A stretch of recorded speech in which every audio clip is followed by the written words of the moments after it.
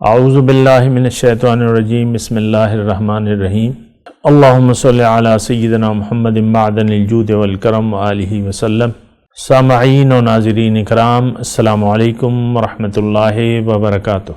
آج کا ہمارا موضوع یہ ہے کہ کیا ہماری زندگی کا کوئی مقصد نہیں ہے؟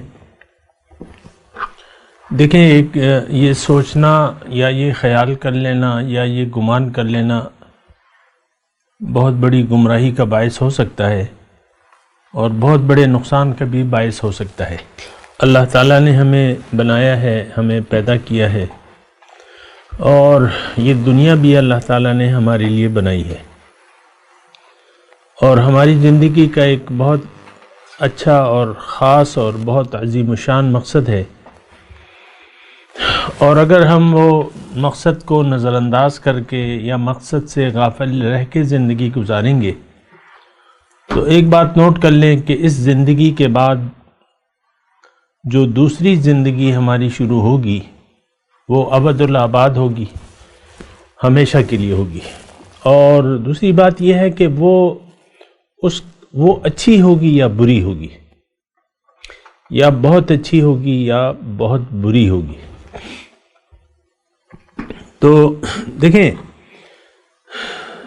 اللہ تعالیٰ نے تھوڑا سا اگر آپ سوچ و فکر سے کام لیں، اللہ تعالیٰ نے ہماری یہ کائنات ہمارے لیے بنائی ہے، ہمیں اس کائنات کے لیے یا اس دنیا کے لیے نہیں بنایا ہے۔ ہماری زندگی کا مقصد ظاہر نہیں ہے، باطن ہے، آخرت کی کامیابی ہے، اللہ ہے، قرب الہی ہے۔ تو اگر ہم زندگی باطل مقصد کے لیے گزار دیں، جیسے کہ آج کل ہم دنیا کے لیے زندگی گزار رہے ہیں، ہماری ساری کوششیں، ساری سوچیں، ساری تمنائیں، سارے منصوبے ہمارے ظاہر کے ہیں۔ بچہ ہو، جوان ہو، بوڑھا ہو، سارے لوگ آج کل ظاہر کی فکر میں ہیں۔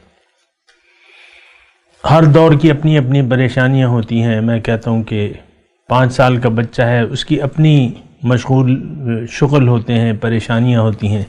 جو ہم بڑے ہوتے جاتے ہیں ہماری مشاغل بدلتے رہتے ہیں، ہماری سوچ بدلتی رہتی ہے، بڑھاپے تک ہماری سوچیں بدلتی رہتی ہیں۔ اور لیکن افسوس کی بات یہ ہے کہ ہماری ساری سوچیں ظاہر کے متعلق ہوتی ہیں، ظاہر ہی کے متعلق سوچتے رہتے ہیں، اور ظاہر میں ہی رہ کر ہم اپنی زندگی ضائع کر دیتے ہیں۔ یہ بڑی خطرناک بات ہے، اور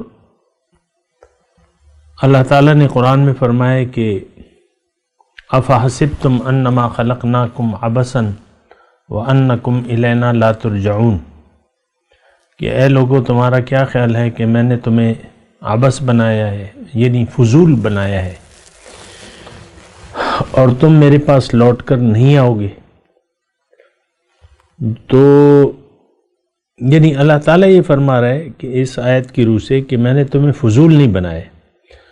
دیکھیں، دنیا تو مقصد ہو نہیں سکتا، کیونکہ آپ دنیا سے جو کچھ بھی حاصل دنیا ہے یا جو کچھ بھی آج آپ کماتے ہیں، مال، دولت، پیسہ، جو بھی آپ کے پاس ہو، اولاد، یہ سب کچھ آپ چھوڑ کے چلے جاتے ہیں۔ وہاں جب آپ جاتے ہیں عالم برزخ میں یا عالم قبر میں، تو یہ ساری چیزیں پھر آپ کے ساتھ ہوتی بھی نہیں ہیں، اور پھر آپ کی سوچ وہ ایک الگ دنیا ہے، اور وہاں محض یہ سوال کیا جائے گا کہ آیا تم نے وہ مقصد پورا کیا جس کے لیے اللہ تعالیٰ نے تمہیں دنیا میں بھجوایا تھا، یا اس سے غافل رہے؟ وہ 3-4 سوالات ہیں، لیکن اس کا خلاصہ یہی ہے۔ تو یہ ہمارا یہ جو طرز عمل ہے، اس پہ ذرا آپ سوچیں، غور کریں۔ یہ مناسب نہیں ہے، یہ بڑا نقصان دہ ہے۔ اس کا سب سے پہلا نقصان آپ کی دنیا کی زندگی پر ہوگا، یہ بات نوٹ کر لیں۔ اگر آپ اپنی حقیقت سے غافل رہے، اپنے مقصد حیات سے غافل رہے، اور ظاہری کے متعلق آپ سوچتے رہے، تو ایک بات نوٹ کر لیں کہ آپ کبھی خوش نہیں رہ سکیں گے. مختلف اوقات میں مختلف پریشانیاں جو ہیں وہ آپ کو گھیرے رکھیں گی اور آپ سکون اور اطمینان کا سانس نہیں لے سکیں گے. آج دیکھ لیں، ویسے ہی میں مثال کے طور پہ پیش کرتا ہوں، میرا سیاست سے کوئی لینا دینا نہیں ہے، لیکن مثال کے لیے، عبرت کے لیے میں آپ کو یہ مثالیں پیش کرتا ہوں. آج 2020 ہے، نومبر کا مہینہ ہے، 2.5 سال ہو گئے ہیں ہمارے وزیر اعظم کو اقتدار میں آئے، اور وہ کہتے ہیں کہ یہ جو ہمارا اقتدار میں آنا ہے، ان کا یہ ماننا ہے، کہنا ہے کہ یہ میری 22 سال کی جدوجہد کا نتیجہ ہے. الیکشن سے پہلے آپ دیکھ لیں ان کی پریشانیاں جو تھیں وہ آج بھی ہیں، وہی غصہ، وہی تمکنت اور وہی جلن، وہی حسد جو مخالفین کے خلاف ان کے دل میں تھا وہ آج بھی ہے، اور وہ ان کو سکون کا سانس نہیں لینے دے رہا. اسی طرح جو ان کے مخالفین ہیں وہ بھی پریشان ہیں. تو اس اقتدار، اس پیسے، اس پروٹوکول کا فائدہ کیا ہوا؟ مجھے آپ اس بات کا جواب دیں. وہ اقتدار جو آپ کو سکون نہ دے سکے تو وہ کس کام کا ہے؟ جو آپ چین کا سانس، چین کی نیند نہ سو سکے. مجھے یقین ہے کہ یہ لوگ سکون کی نیند نہیں سوتے ہوں گے، پورا یقین ہے، 100%. کوئی بھی ان میں سے. تو بات یہ ہے کہ یہ سوچنے کی بات ہے، یہ عبرت ہے، عبرت لینی چاہیے. ہم جس دنیا کے پیچھے پڑے ہوئے ہیں، جو منزل ہم نے بنا لیا ہے، یہ سارے باطل مقاصد ہیں. ان میں سے کوئی بھی آپ کے قبر میں آپ کے کام نہیں آئے گا اور نہ آپ سے پوچھا جائے گا. البتہ یہ ضرور ہوگا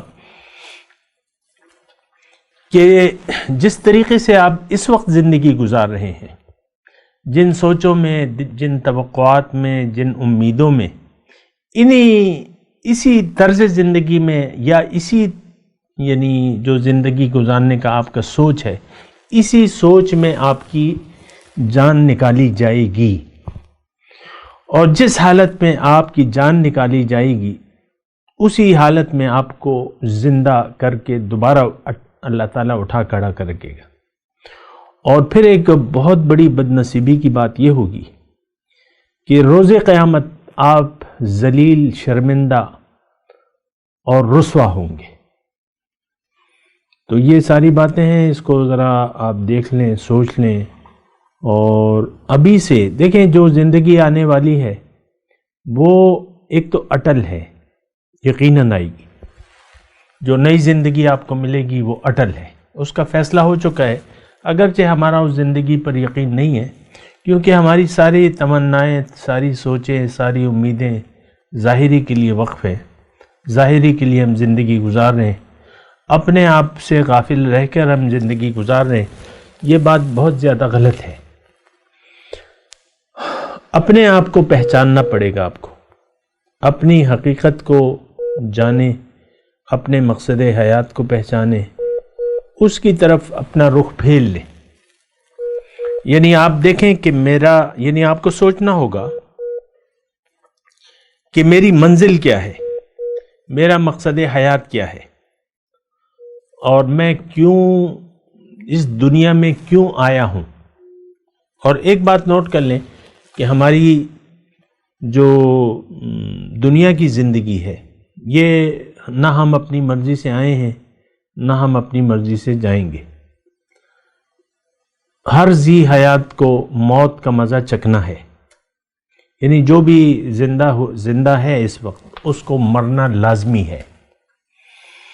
اب ہماری ساری سوچیں تو ظاہر کی ہیں، ظاہری کے لیے ہم زندگی گزار رہے ہیں.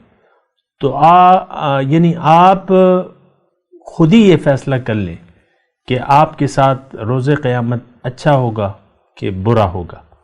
اس پہ بات کرتے ہیں ایک وقفے کے بعد. وآخر دعوانا ان الحمدللہ رب العالمین. مولایا صلی وسلم دائما ابدا على حبيبك خير الخلق كلهم